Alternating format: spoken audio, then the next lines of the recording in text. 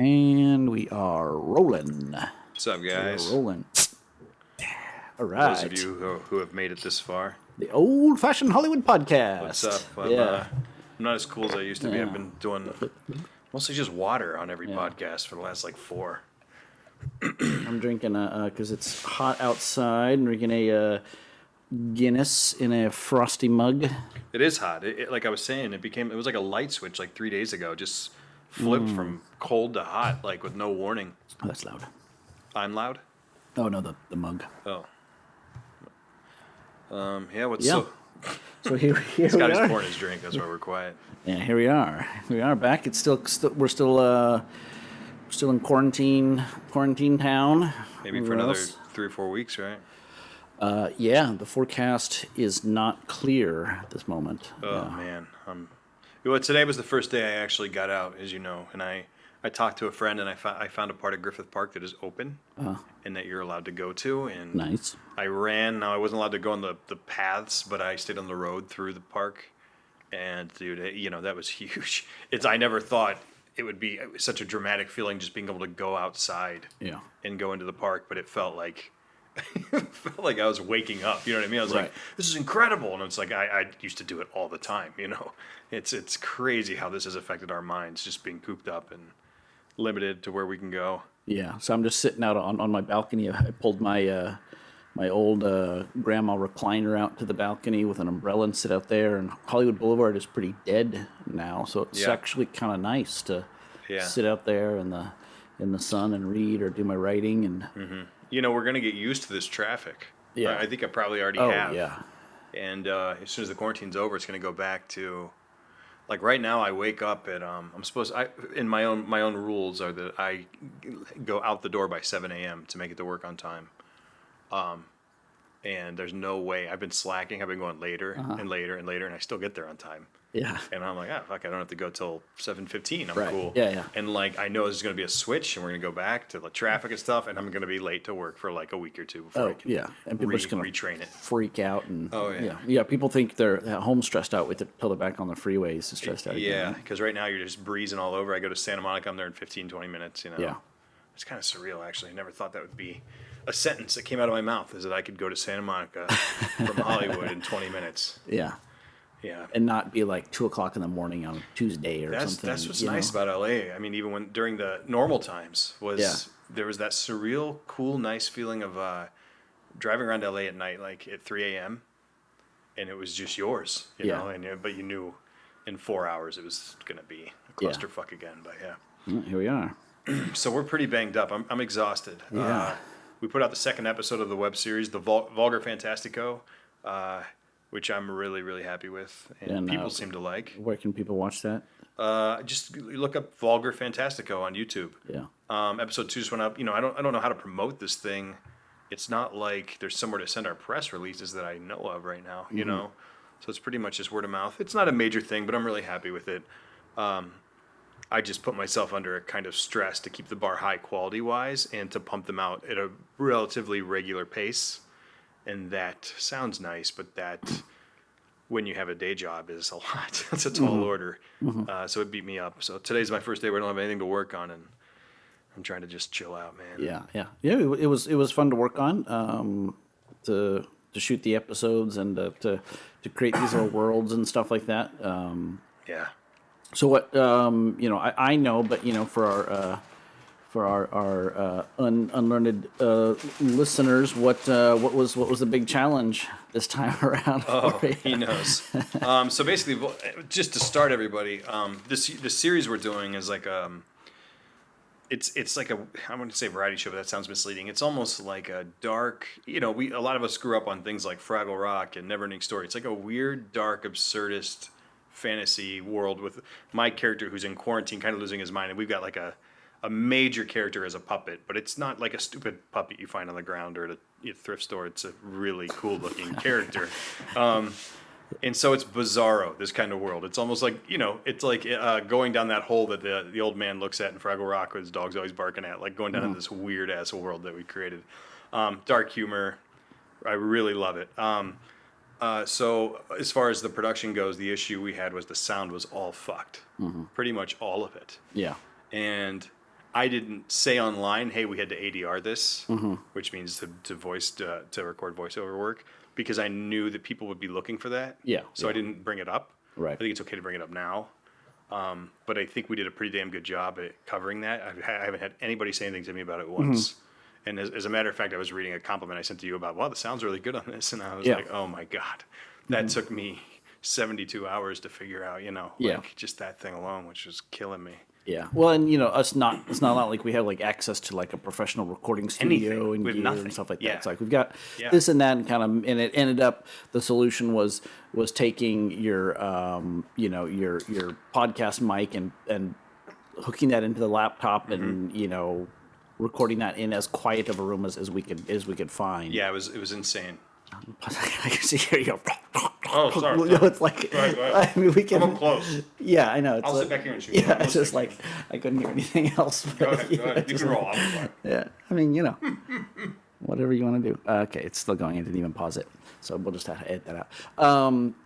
But I think it's interesting because a lot of people don't realize, even within the industry, that most big budget films like ADR everything. Like they may get like big budget like Avengers type movies and stuff like that. Like that's almost like 100% ADR. I think films in the industry, I think it's 70%. Yeah. Of total. Right.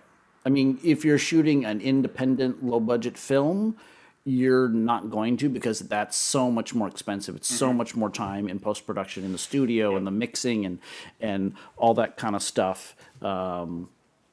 But it's so much cheaper on set to get your audio and get it good. It's not really that difficult, but if you've got tens of millions of dollars or hundreds of millions of dollars to make your film, why not do it in the throw the money at studio? And also gives directors and stuff a chance to like tweak performances and things. So absolutely, yeah.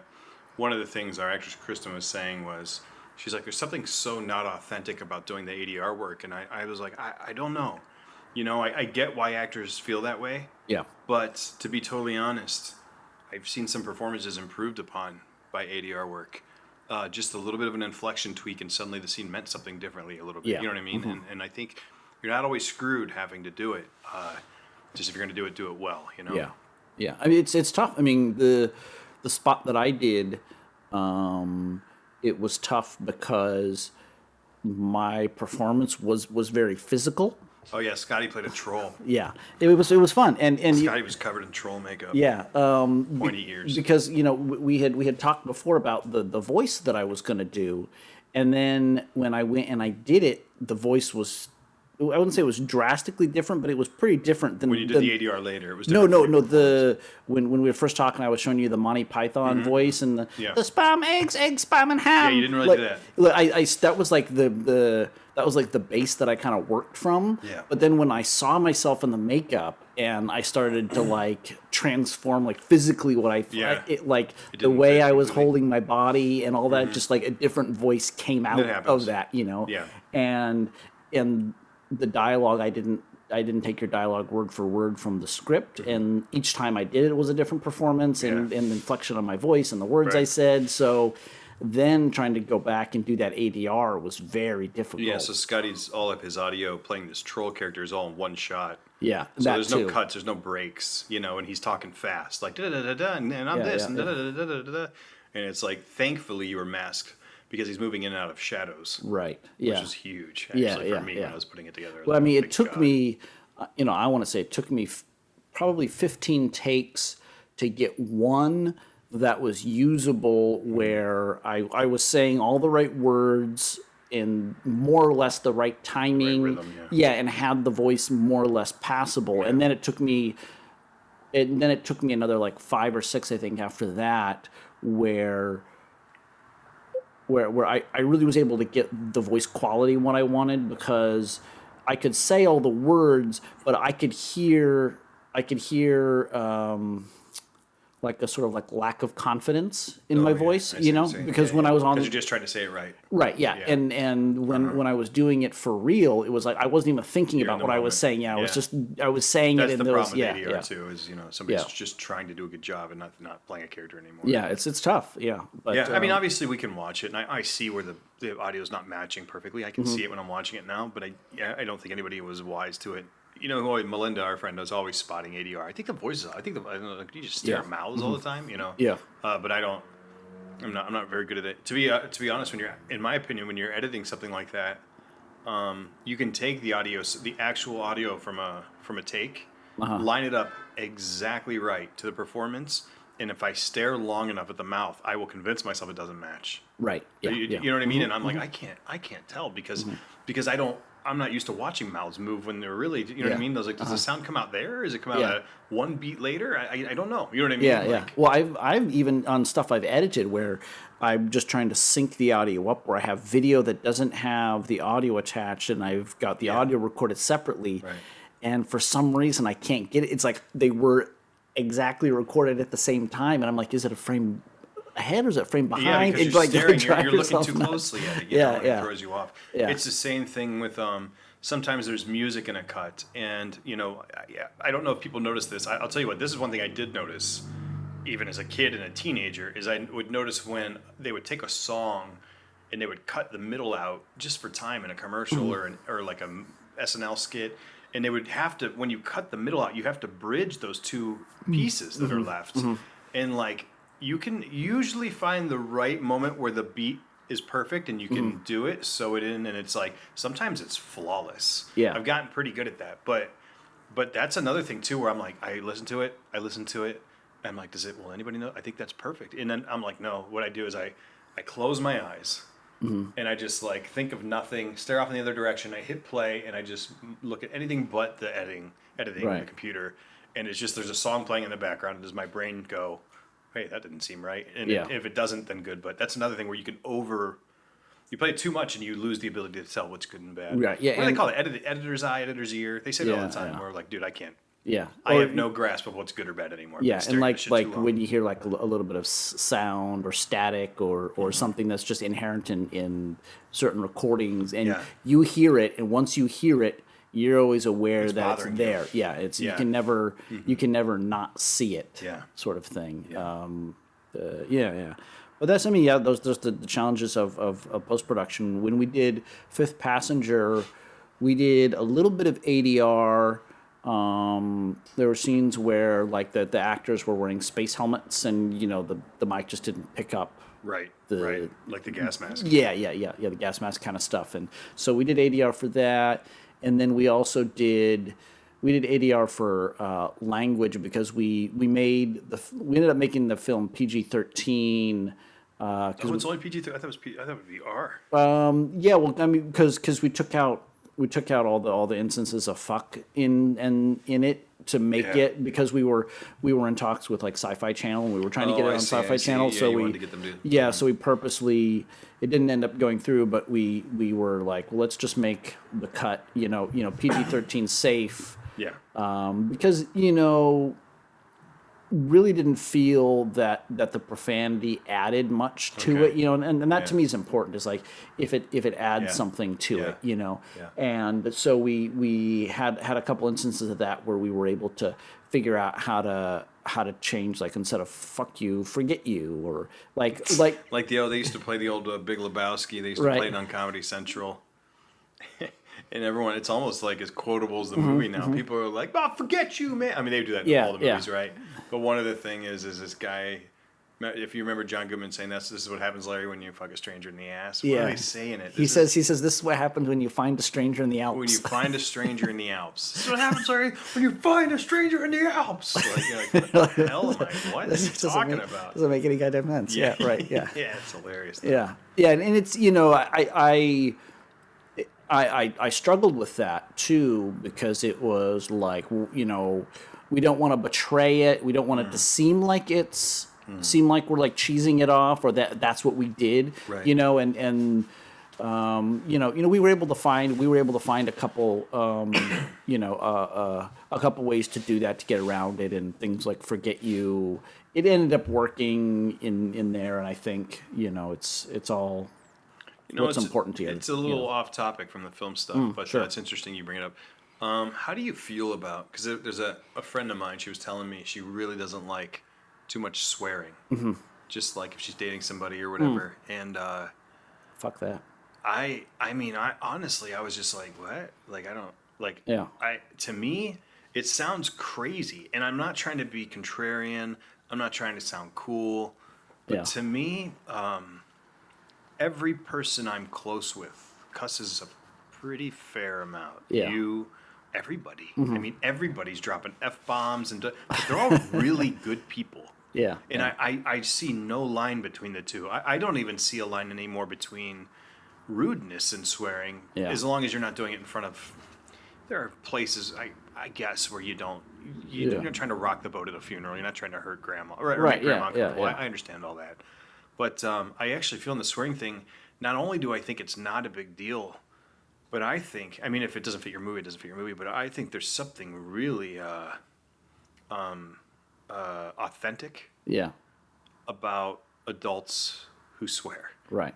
because that's the world. You know what I mean? Yeah. Like, the world's rated R, man. And I don't Yeah. mean it's rated gross R. I don't mean it's rated trying to be shocking R. Right. I just mean casual life is rated R at the very least. Yeah. The pictures you see are going to go way past R sometimes in the newspaper. You know what I'm saying? Yeah. Like, day to day, I guess I'm trying to articulate this. I guess I don't see any benefit. I don't see anything notable or noteworthy about trying to PG up any part of adult life. Right. It doesn't make yeah. it better to me. It doesn't make it sweeter. It doesn't make it. It's like, what? Yeah. That's. I think for me it's totally contextual in the sense, exactly. right? agree I mean, with it's that, to a like, point. there's one thing, obviously it's rude if you're, fuck you, you're a piece of shit, versus, man, I was in a line and this fucking guy just keeps bugging me. That's what I'm talking right? about. That doesn't mean anything to me. Yeah, and in that sense, I think, like, I use that a lot. And I like that if you're bringing that authenticity into scripts, but in real life, like, obviously it doesn't offend me because I swear, and I think it's the sort of thing, like, there's this, like, it's almost like a self-fulfilling prophecy in a sense. It's like, it's offensive because you think it's offensive, but really it's just a word. We were just talking about victimless crimes a minute yeah, ago. yeah. And it's just like, You just decided it's a sounds that are crime. coming out of your You mouth. were taught it was rude. Right. But really, you wouldn't think it was rude if nobody told you it was rude. And it's totally cultural. Like, people in the UK use the word cunt, and it's not as an offensive of a word as it is here in the United States. Yeah. Like, I've spoken with girls and women here in the United States who, like, that word is the worst for sure. word that has ever been almost invented. every girl says that. Almost every girl goes, I don't like the C word. There's one word I don't like. It's the C in word. the United States. Yeah, that's what I mean. But you go to England and other parts of the those world all the time. Dude. Yeah, right. It's a whole different usage of the word. So, like, obviously these words don't have intrinsic meaning. Right. Words have usages and in that context. And But if somebody is just F, you're like, what are you? well, it starts to Tourette's? Like, you know what I mean? it starts to lose its meaning. But in that sense, like, I almost like it because so do I. in the real world, Yeah. it loses its meaning in that it's not offensive anymore. But that's what I like about it. Right. But it still has an impact. To me, there's also, God, I don't mean to sound like a dumbass, but I think, man, I don't know. Like, I feel like the smartest people I know, they just swear. Yeah. And they don't even know that they're swearing because it has nothing to do with anything to them. Yeah. And the people who make that's like an interesting topic to them, like Right. they're offended or whatever. Like, I'm like, Yeah. what? That's so uninteresting to me. Like, I don't. Well, they've done, like, neurological studies, like people who have Tourette's and stuff. Like, why people swear a lot when they have Tourette's is because curse words and bad words are, like, logged in a different portion of your brain. Oh, yeah. Because there's this taboo. You lock them up in a box there, and Right. it cracks open sometimes. Yeah, and that's why people with yeah. Tourette's, those words come out because they're in a different box, and and that's How funny is it? Yeah. We were watching Sopranos the other day, and Uncle Junior falls into the shower. And he goes, what's he say? He Your says- mother's cut. You didn't know your sister. Your sister's cut. Like as he falls and hits the ground, he's alone. Yeah. Nobody said that. Was like it makes me laugh because it's so silly. Yeah. That's interesting too. What you just said about the tourist and them locking it up there. Yeah. And I think, but for me, when it comes to movies and it comes to screenwriting, I think that's different because it can get lazy in a sense, For right? sure. Especially if he's trying to sound cool. Well, just in the sense like you have characters and something bad happens and the one character says, "Oh man, we're fucked." Like, yeah, okay. That's a generic thing to say. Yeah. Oh, like couldn't you find a better way we're fucked if it's Canada. Yeah. We're fucked. Like a way that kind of that's more indicative of who that character is. Something that adds character. But you don't have to cuss to have it be a cliche. No, of course. Let's split up, gang. There's no cussing there. Oh, it's yeah, just yeah. Still like, come on. Well, yeah, with anything. But I think, if you have, unless that's like, okay, this is this character, so this character swears all the time, and it's sort of part of who the character is, and then the other characters interact and say, man, why are you always swearing? Oh, fuck that. And it's if that's part of the joke or that's something there, I feel like because I feel like screenwriting and films and stories, there's this part of it where everything is there for a reason. It's like you've got 90 minutes. It's like a blueprint. You've got like 90 minutes to like tell a story, and it's like try to make everything that you're putting in there It has to have a utility. Yeah, is like enlightening of the character, or has some sort of utility, or it's entertaining, or it's funny, or it's this or that or the other. But if it's just characters are just randomly swearing for no apparent reason, lame as hell. It's irritating. Yeah, unless it's something like Snatch, where you're like, okay, well, this is a culture, and you've got like a bunch of young kids, and they're all swearing because that's what these young kids do. They're just trying to sound cool. It's like, but that's part of it. Is they're all trying to be. Everyone's trying to be cool in Snatch. Right. There's two things. One, I was thinking too. Just it's important to me to I see no link between not swearing and being moral whatsoever. And I think that, at least speaking from experience, the people I know who, if you're gay in America or you're poor or you're Muslim, the people you have to be the most afraid of where their voting is concerned and your rights are concerned, those are the people who swear the least of the people I know. Yeah. And that's a generalization. I'm sure there are some outliers in there. Right. And there's some exceptions. But generally speaking, I mean, that's pretty true. Like, I'm actually picturing them, and I'm like, the people you have to worry about, not caring about you, don't cuss all that much, dude. And I don't, and then the second thing I was going to say is it's almost an elementary conversation to have. It's almost like a basic college age conversation to have where we talk about how cussing's not a big deal, man. And like we all know that now. We're in our 30s and 40s. Sure. But I guess part of me is taking it a step further than it's not a big deal. Part of me, and I don't know that there's studies that back this up, but part of me suspects that cussing is somehow casual cussing, not trying to be cool. Some form of just it becoming an invisible part of your language is either linked to character or intelligence. I would be really interested to see it, but I would not be shocked if it was. Right. Does that make sense? Yeah. Well, they have done studies where people who swear often are perceived to be more honest. Yeah, because it's so. Yeah, that's kind of it's. They're not. It's not a game too. You know what I mean? Unless, yeah, but then again, like we said, of course, you could be doing it just to come off a certain way, so it could be inauthentic too. Yeah, I mean, it doesn't necessarily mean that people who swear are more honest, but how people perceive them. People perceive people who swear as more honest because I guess maybe there's this idea, well, this person doesn't care. This person doesn't care about the sensibilities and offending people. It's like you're talking to the person. You feel like you're talking to a person. Right. Like the wall is down between the two of you sometimes. Like hate to tie it in, but you talk about somebody like Trump or something like that. There's this idea that he's just telling it like it is. He plays that up though. Right. Yeah, for sure. But he says the nasty thing, and he's saying what everybody else is thinking, and maybe there's an element to that sort of thing that the person who goes around and swears is not doesn't have that filter, and because they don't have that filter, they're more honest or something. I don't know. So what I'm looking at here is a study, science director. I'm trying to see. It looks like a university did it. Kristen L.J. and Timothy B.J. So I wonder if they're husband and wife. And the highlights is BJs. Taboo word fluency is correlated with general fluency. So just being articulate, I suppose it's saying taboo words comprise prerogatives and slurs. Taboo fluency is correlated with neuroticism and openness. Oh, okay. Yeah. So it's not shocking. That seems Right. kind of Yeah. like, Yeah. So that openness, I think, kind of relates into the honesty aspect of something. Yeah. It's interesting.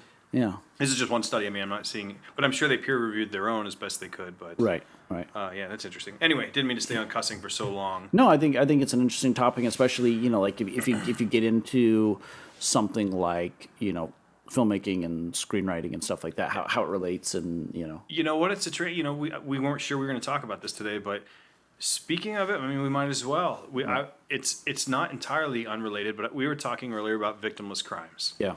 Morals, like so guys, think of like, so if you tell somebody stealing's wrong, objectively it's pretty simple to understand why stealing is wrong. You've crossed a boundary. I've taken Scott's object for myself without any kind of understanding or conversation, and so I have crossed a boundary into somebody else's rights. Murder, same thing. Rape, same thing.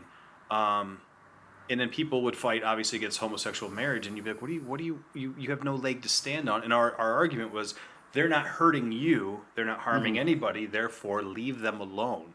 Right. And we're all like, yeah. So why aren't we like that with incest, for example? That's just one example. They're not harming anybody. And before you start going, well, the studies say that their kids are more likely to be mentally whatever, like, one, I don't know if that's true, maybe it is, but two, okay, say it's two gay guys then. Right. Like, again, it fits that same box of, like, they're not harming anybody, leave them alone. Another extreme example I thought of was cannibalism, which is, Right. like, I'm not talking about murder, but I'm talking about, like, After they're already dead. after they're dead again. Right, yeah. My point is not that I think these things are great. Scotty thinks they are. I'm torn. No, my point was more that, was just that I can't rationalize why certain things are wrong, but I feel deeply that they are. And is that not part of what makes people dangerous, that part? Or is it because, one example I told Scotty earlier was, I think Sam Harris brought it up, was if I were to say, hey, this is Jeffrey Dahmer's jacket, do you want to wear it? You'd be like, ew, no. But really, it's just a jacket. It's not a cannibal jacket. It's just a jacket. And if somebody were like, yeah, sure, and they just threw it on, you go, whoa, what's wrong with that guy? But again, objectively, there's nothing there. Right. So I wonder, like, is this a part of us that's flawed and might have negative consequences, or is there something there that is part of a reasonable brain? First, about the gay incestuous cannibalism. I think. Let's just do incest for example, Sure. because that's probably the toughest. Yeah, I mean, I think it. I mean, there's so many ways to look at it. I think obviously, you have to distinguish. Like, are you talking about, Let's say siblings. like adults over the age of 18 that are Everybody's consenting? consensual. Yeah, I think right. for this to be I would call it a case study, for example. Sure. For this to be a fair study, we have to assume everything's consensual, everybody's Right. of age, Right. no harm is being done to anybody, it's all consensual. Yeah, across the board. because I think, like talking about incest, like a lot of that, what happens is, fathers and Manipulation uncles or rape. raping, Well, that's off the table. like That's completely- underage and stuff like That's that. not right, obviously, clearly. But that's like I was saying, the stealing example. That's a clear violation of someone's rights. Sure. But we're talking about ones that aren't situations that are not a violation. Well, I think what some of those things come down to, not individual crimes, but you're talking about taboos, and I think taboos have their roots in our species as a society in smaller groups, and so having a taboo or just a general, like, an aversion to something, like a learned aversion to something. So I think things like incest are probably something that's partially an evolutionary thing that's part of our learn. It's not just a societal taught. Oh, you're saying you don't think it's just cultural? It might be like I think there's an instinct in us that says something's wrong with that. Like I think partially, I think there probably is, and I think that comes from being there's an advantageous, an advantage to that of having your keeping the gene pool as diverse as possible has its advantages, right? And So I'm playing it devil's advocate in my mind while you're talking. Right, by the way. right. I'm listening, Yeah, but no, for sure. I'm thinking about people could use this against gay people all the time. But go right, ahead. right. Yeah. And so what's the genetic advantage to having a diverse gene pool is that you have less chance for recessive genes that disease and mutations and things like that. This idea of I'm going to get my bride from the town over or from the next tribe or something like that, right? So there's an advantage to that, and I think. Maybe it all comes from that. But even still, that doesn't make it morally wrong for someone to do it. No, but that's and I don't think there's a moral question. wrong about it. But To me, I feel like there is. I feel like there is. But my brain's going, but is there? You know what I'm saying? Right. Like I'm well, challenging because my own. if it's true that it's a programmed aversion that we have, then that's going to be an instinctual, for lack of a better word, icky feeling we have. Yeah. It's that aversion, and that that's how our mind processes that aversion is to say, oh, well, because this makes me feel icky, like I smell poop. Like, why do we think poop smells bad? Because our brains have evolved to So say it's because it's unhealthy for us too. Exactly. It's keeping us away from it. Right, Yeah. right. And so in that same way, our brains have processed that, like, okay, this is icky, this is something to be, to have an aversion to, because it has a long-term genetic advantage But then what would for us. cannibalism be then? Because I can't even find anything objectively wrong with that. But the person dies and goes, "Oh, eat my body, guys." Right, And you go, right. "Okay, love you," and then they Right, die. love you. And someone kicks the door and they go, "You sick son of a bitch!" And son of a bitch. You're sitting there with a fork and knife over dad. Like, Well, there are certain diseases that you can get from, like, eating the brain matter of other humans and other primates. I don't remember what it's called. So I feel like you're explaining like the potential negative consequences, which there's nothing wrong with that. There's nothing wrong with that. But again, I think we could play devil's advocate and go, well, AIDS is highly spread among gay people or something. You know what I mean? Which a lot of times is a little bit isn't of bullshit. that if you I'm saying we can do that with anything. right? But if we strip down morality, what really is morality anyways? Morality is a you go ahead. Oh, go ahead. No, you go ahead. I mean, like, in my mind, morality is us seeing negative consequences of something and then saying, okay, well, this thing is bad because it has negative consequences. Okay. Yeah. If you but really those strip it down. consequences have to be. Somebody might feel negative consequences of skateboarding because they always scrape their knee up, and it's dangerous for them. I don't decide I have a right to say, therefore you can't skateboard, because you're not hurting anybody else. You're not fucking doing any real damage to the world. Sure.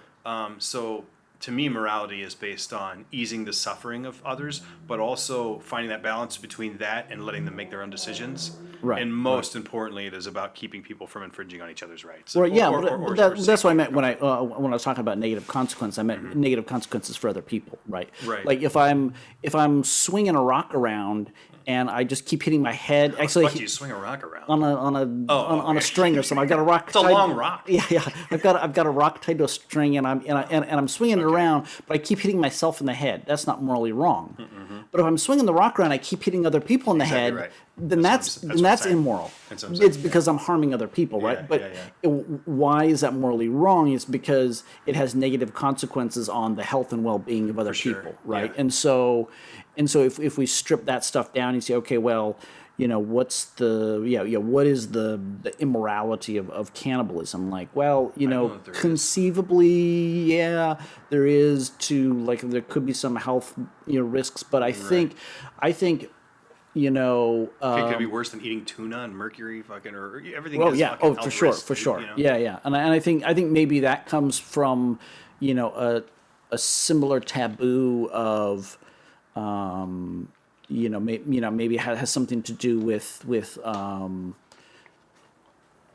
don't know. I think it comes from maybe a belief in an afterlife or in this. Or it might just feel sacred. That's the body of a loved one. Yeah. It might feel disrespectful to them. Sure.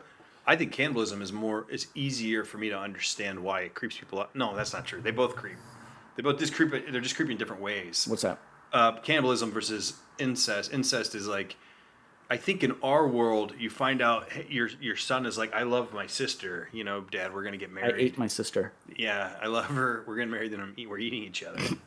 No, whichever dies first, the other one's eating them. You'd be like, well, objectively, there's nothing wrong with any of that. So Yeah, right. have a good time. No, you would suspect some kind of mental illness. Right. Well, Right? but I guess that would be the question. So, say you had a brother and a sister, and you found out that the brother and sister were adults and were in love with each other and had a consensual sexual relationship, or B, the brother and the sister had an agreement So that after one had pact. died that they were Cannibal yeah pact. they were allowed to eat the other, which is more revolting, you know. I don't know. They're both revolting.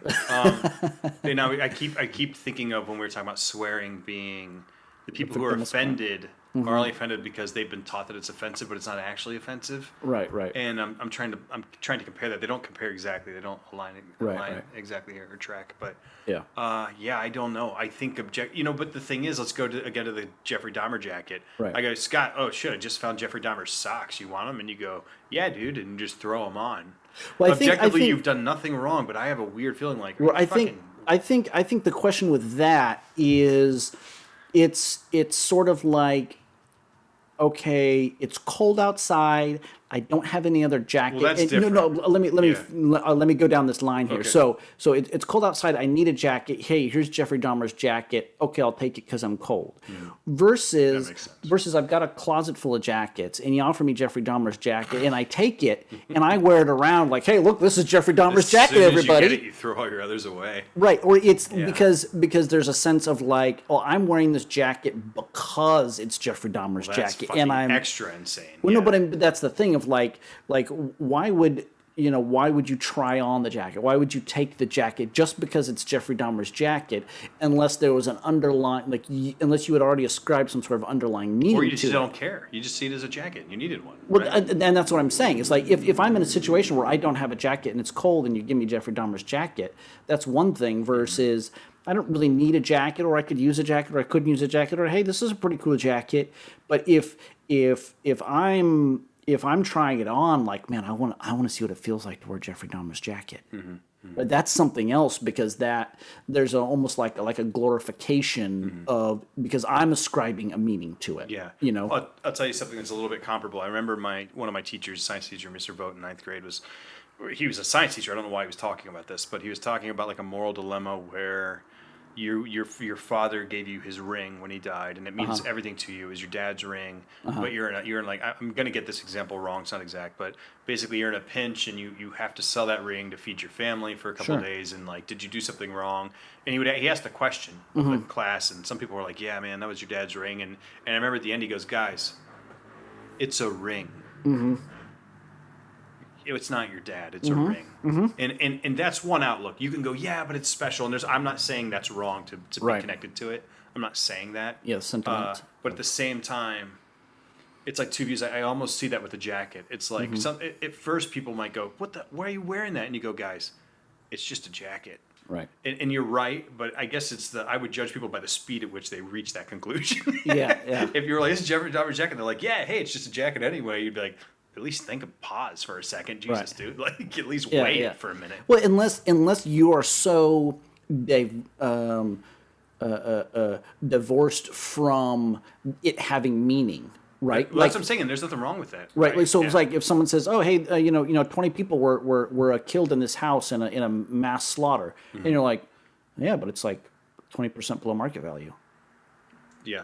And, totally. and so you buy the house and live in it because it's a hella cheap house. You like if I you're just just thought like, something, I'll tell you. We're good. yeah, but it's like if you're the one who's like prescribing meaning to that, then I think that's, like I said, if you're putting it on Right. like, hey, this is Jeffrey Dahmer's jacket, everybody check me out. Yeah. Then you're just like, well, that's fucking weird because why would you? It's so interesting how our brains Right. wrestle with these things. There's no real problem, Yeah. but it takes a minute for your brain to adapt to certain things or to accept them or understand them. Or we just don't understand these situations yet. I don't know what the answer is on this stuff. Yeah. But I was laughing when you talked about the people dying in the house because Brooke, my friend in high school, she moved into my old friend's house in my neighborhood. It's kind of weird. I never thought I had like two really close friends live in the same house. But anyway, I had her absolutely convinced through freshman year. I'm like, man, it's so sad though that like the mom died on that toilet downstairs, and she was avoiding that bathroom forever. And I didn't tell her till like sophomore year. I was like, I just made that up. She's like, oh my god, I never went in that bathroom. Yeah. It's, I mean, you think about it. It's like, man, the hospitals, people die all the time, and like, oh wow, I never thought of that. Every room you go in to visit somebody in the hospital, somebody's fucking died in that. And you're there, yeah. I mean, it's like every hospital, every room, or whatever. Like, except the good ones. Yeah. I mean, it's like except the damn good ones. Yeah. Haven't lost anyone yet. Right.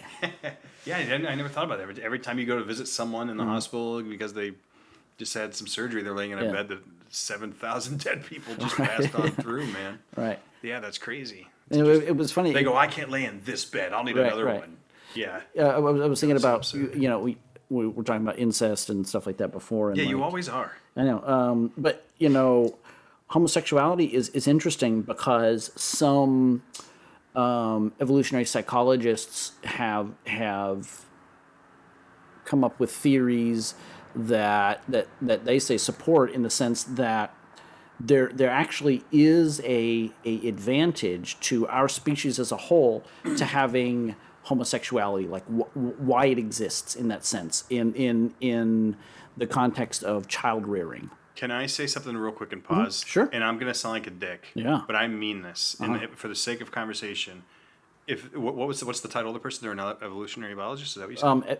Evolutionary psychologist. If there was an evolutionary psychologist who said that they think that having homosexuals is harmful to the gene pool, would you discredit them, or would you be bringing it up, or would you go, that fucking asshole? No, I mean, I'm not just you, anybody. Yeah, I'm only bringing it up because the common sort of right-wing Christian belief is that, it's Adam and Eve and not Adam and Steve, and gay people shouldn't. Right. No, totally. I'm 100% it's not natural. Right. Like they said, it's not natural because they're not having kids. Oh, right? but you're saying there's an argument. I was only saying it because I think anything that suggests like an intelligence difference between races, which is not true, but anything that suggests it is seen as like, get that motherfucker out of here. Right. Anything that says, hey guys, gays makes our species weaker. I love them, but it's like, you piece of shit. You know what I mean? But like anything that's to the contrary, it's like the celebration. So the theory is that if 100% of individuals within a species couple up with people of the opposite sex and have kids, you have 2 kids for every couple or whatever, so you have a 1-to-1 ratio or 3 kids or something like that. Yeah. But having people who aren't having children within a society, those people don't have their own children to care for, so they can help rear the other children. So it creates Uncle Joey, dude. Right? Yeah, Uncle exactly. Joey. Yes. Or every family has the weird aunt or the weird uncle or something like that. And that's me. Yeah, and so it creates It creates a system in which like a support system. Yeah. So where there are adults that don't have their own kids and they're helping to rear the other children. They so it takes a village to raise a kid. And Exactly. And so I mean, I don't know, obviously how that's it's theories based on this, that, and the other, but there's a certain I think there's a certain validity to that. Yeah, I was just thinking about the having kids thing today, and I was like, yesterday, and I was like, man, I can't believe I don't have kids at 38. Like, I thought for sure. But you know what it is, though?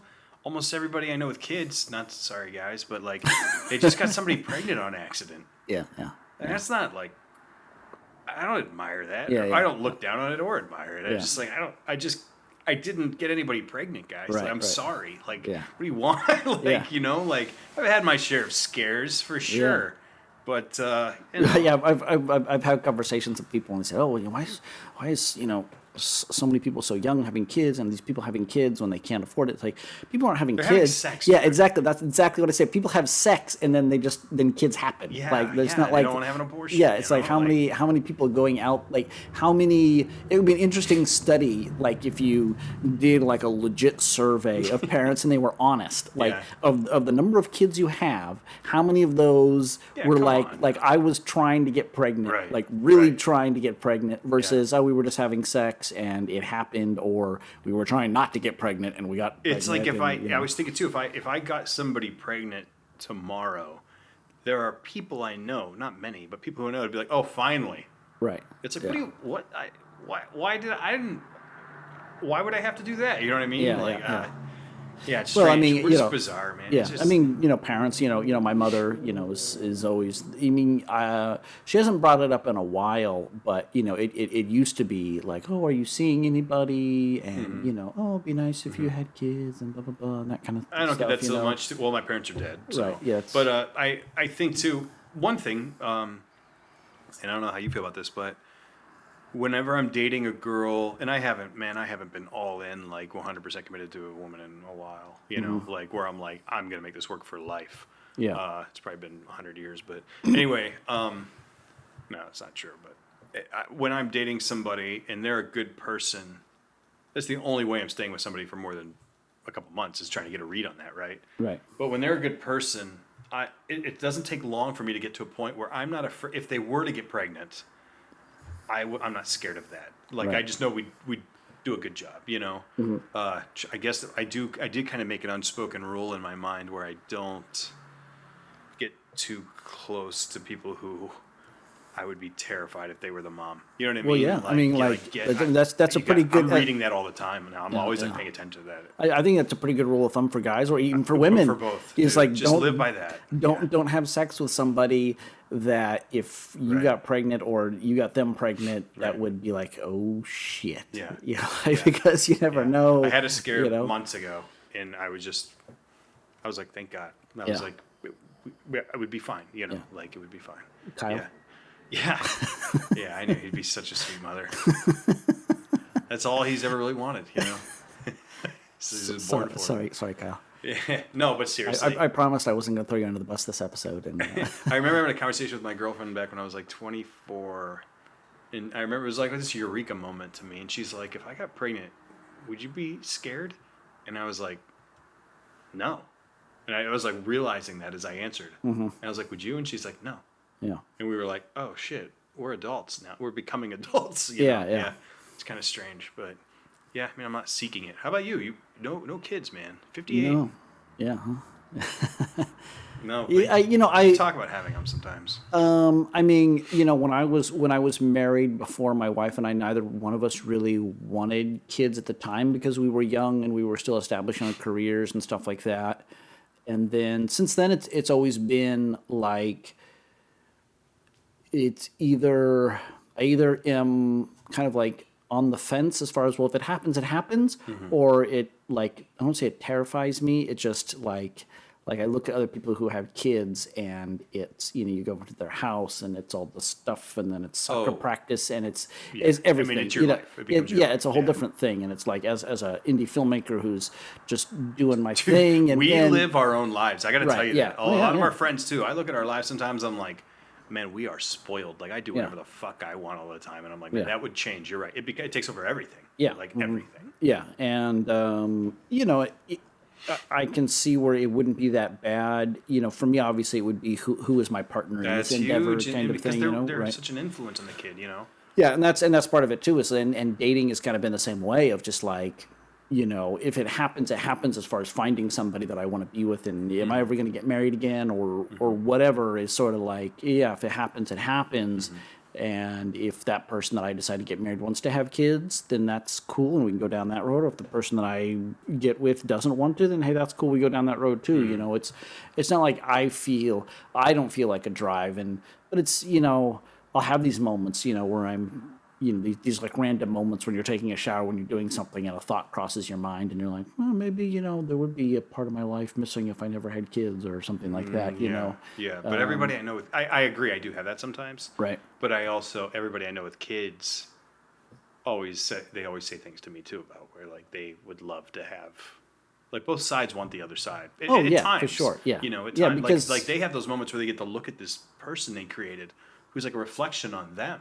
Right. And they now they have a purpose. Like you look at your kid and you're like, I don't have to walk through life going, what's the point? I'm like, everything I am is about making sure this guy's okay or this girl's okay. Right. We're just like, I'm not saying we have no purpose, but I'm saying like it's not every day it's crystal clear if you're a good parent. Yeah.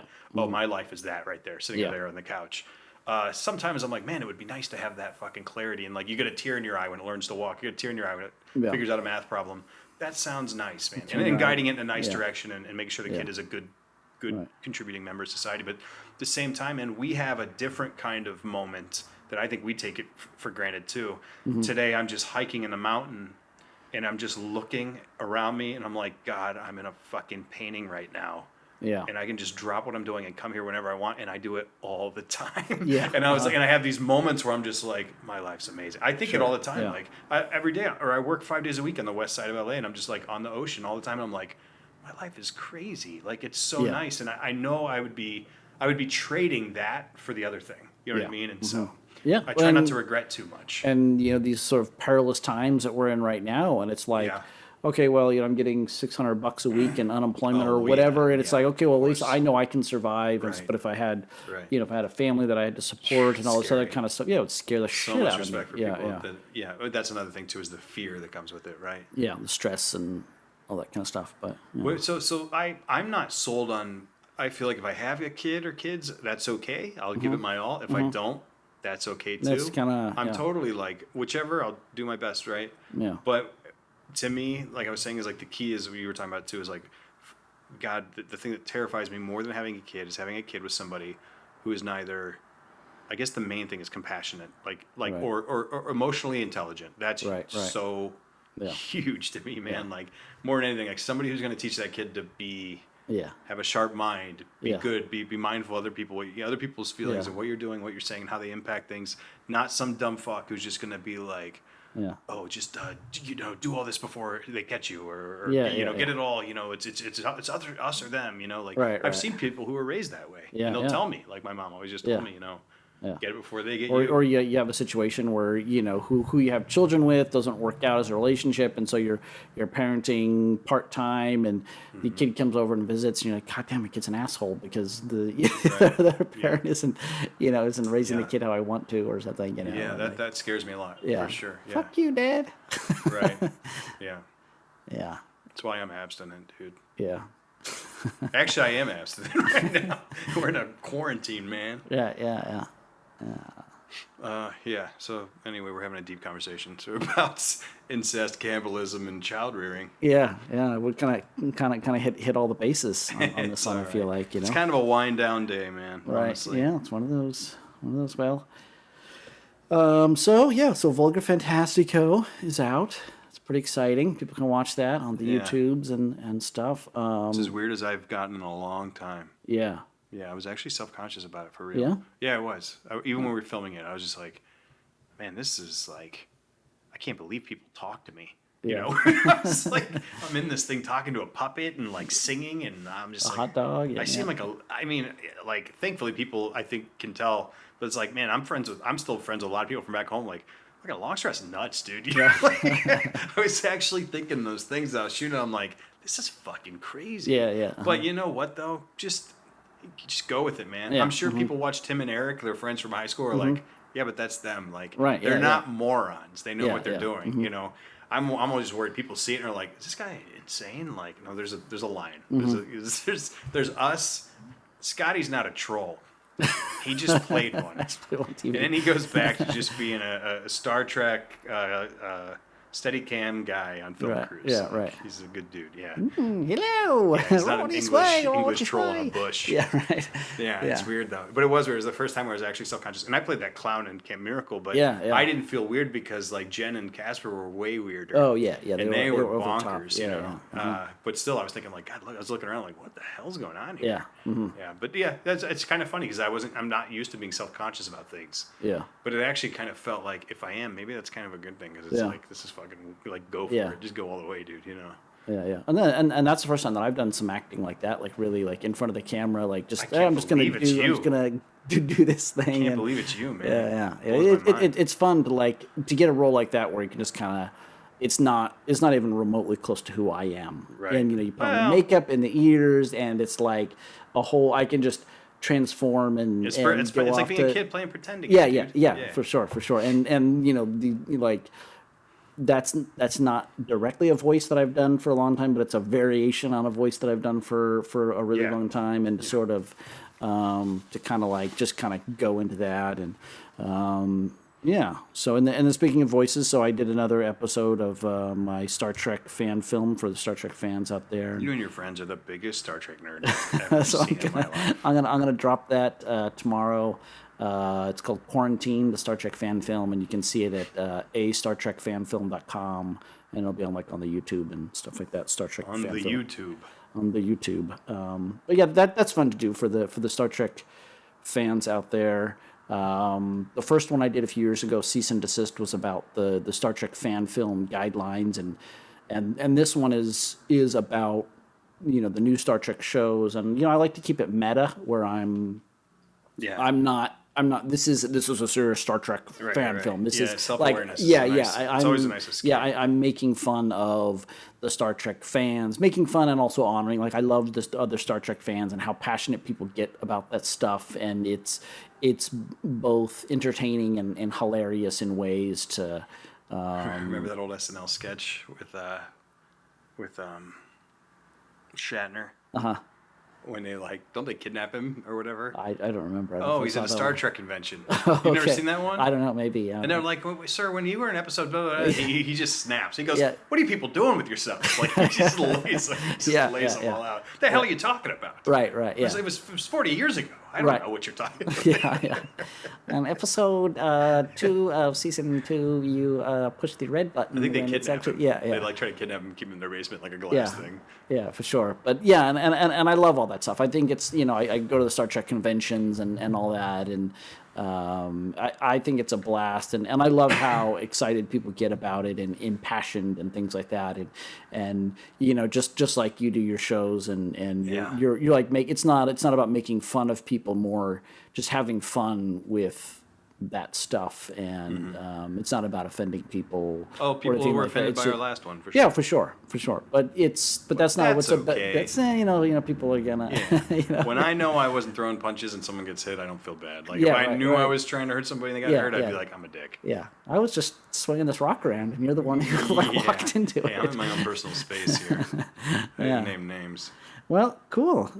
Thanks for joining us for another episode of the Old Fashioned Hollywood Podcast. Yeah, thanks. Be safe too, guys. Take care of yourselves. Yeah, wear your masks and gloves and full body condoms or whatever it is you got to do, and but most importantly, keep your mind safe, because that's the true Devil's Playground. The Devil's Playground. There's a reference for you. Alrighty. Later, guys. Bye.